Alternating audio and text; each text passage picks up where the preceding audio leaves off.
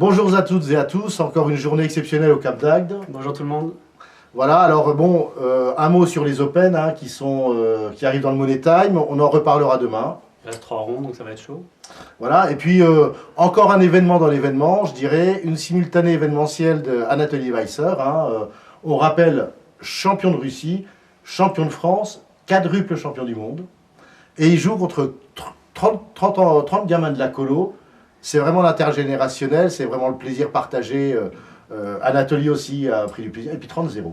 30-0, ouais, il a été sans pitié. Voilà. Et donc maintenant on rentre dans le vif du sujet. On avait des combats impressionnants et vraiment décisifs aujourd'hui, puisque c'était la dernière ronde. Les deux dernières rondes du trophée Karpov qualificatif pour les demi-finales. Et donc hier on avait dit qu'on avait quelques joueurs qui étaient en ballottage favorable ou défavorable.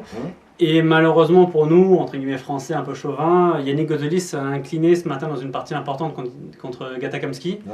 Et dans la dernière partie, il avait encore une petite chance mathématique, mais il a perdu à clé blanche contre Salimova et c'était pas sa journée. Donc finalement Gatakamsky se sauve et se qualifie avec la 4e place. Oui, bon voilà, donc on arrive avec Luca Moroni qui a dominé le tournoi, on peut le dire. Topalov, c'était quand même attendu, il était favori.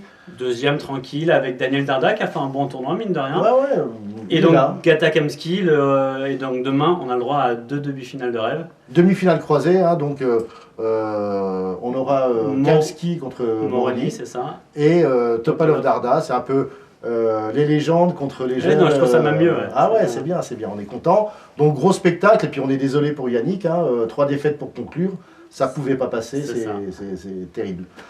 Et puis alors, voilà, on a eu encore du plaisir, des échecs durs, parce que là c'était la deuxième journée avec les 4 blitz du match Karpov-Morisi. C'est ça, donc ça s'est terminé, donc il y avait 3,5, 0,5 avant les blitz. Donc on ne donnait pas cher de la peau de Marquand, mais il a une réaction d'orgueil, il a gagné les 2 premiers blitz. Bon, c'était des parties avec des hauts et des bas, bien sûr, mais il a réussi à s'imposer. Dans la 3e, une nulle de combat encore. Et donc la dernière, il avait encore une chance mathématique de revenir et faire match nul. Il a même relativement dominé avec les Noirs, il a eu un petit avantage, mais bon... Il a tout tenté. Il a tenté, Karpov a mis la serrure, a proposé... Il aurait pu serrer lui aussi. Il aurait pu faire nul, bien sûr. Voilà, il devait gagner pour le match et il s'est incliné, donc le score final 5-3 pour Karpov. Gros match. Impressionnant quand même, on va le dire, à 70 ans, et bon, c'est pas un ancien champion du monde pour rien, mais Marquand a montré... Et gestion du temps de Karpov. Qui était très bien aussi. Excellente gestion du temps de Karpov, puisque c'est plutôt Marc-Andrea qui s'est retrouvé en Zeitnot. En général, oui. Voilà. Et donc du coup, pour Marc-Andrea, ça va lui servir pour la suite, c'est une super expérience. Mais quand même content qu'il ait gagné au moins une partie dans ce match, parce qu'il est mérité, surtout dans la portion rapide. Et réaction d'orgueil, je dirais, de champion de Marc-Andrea, salué par Karpov lui-même.